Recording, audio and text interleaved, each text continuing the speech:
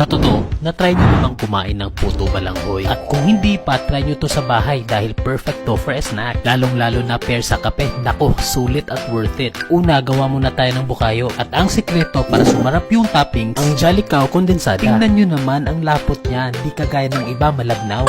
At mas mura pa, o diba? Haluin mo lang ng haluin hanggang tumuyo konti at pag okay na, ilipat and set aside. Oh, creamy sarap ng bukayo natin. Gawa na tayo ng balanghoy. Kailangan lang natin ay 2 kilo ng kasaba at isang pitik lang na balatan at nahugasan na. At sana skip to the good part na kasi nakakapagod maggadgad. Pero dapat talaga, laban.